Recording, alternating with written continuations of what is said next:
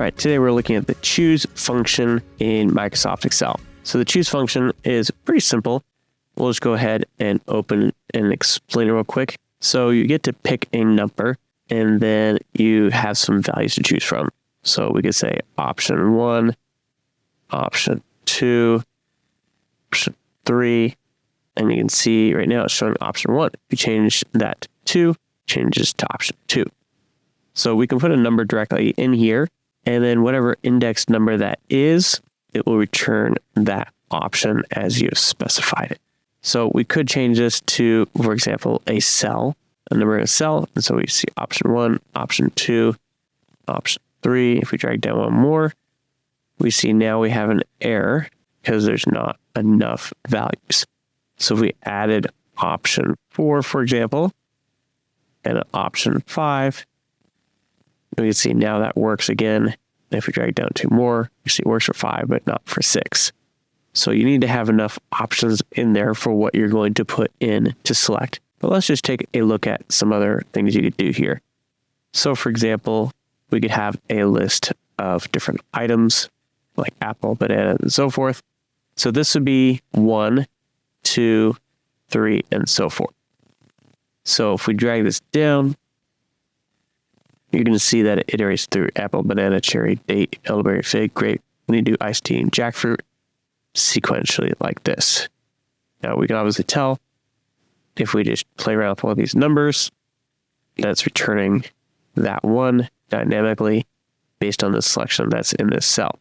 Another option that you could use something like this for, go ahead and delete these, is if we're going to do something like a month.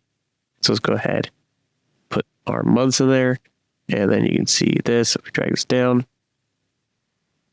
as January through December.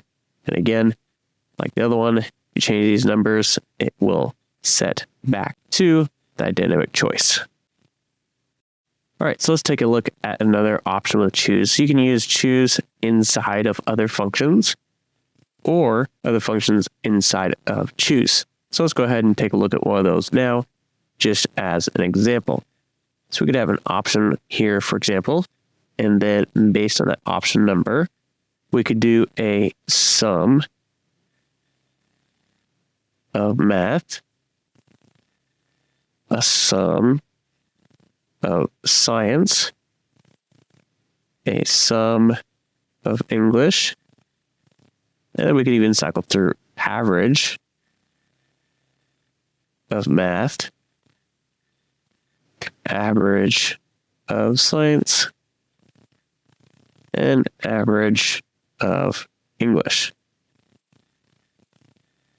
All right, so now if we have this, you can see each one corresponds to a number. And so if we cycle through, it's going to cycle through. And so now it's the science sum. We can verify that by doing sum here.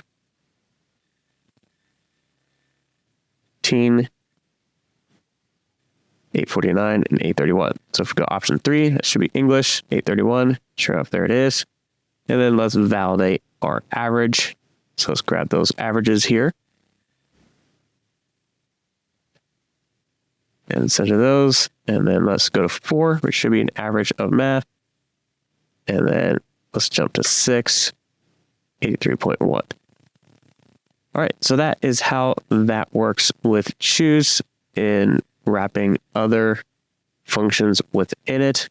And then you can use also choose within other functions such as VLOOKUP or index or index match, where you need to come up with a number or index for those things. One thing to note is that you do have to use a number in the choose. You can't use a number, as we saw before, that is larger than. So we can't use one that's larger than. And we can't use text as a way to choose. So that is it for the choose function in Microsoft Excel.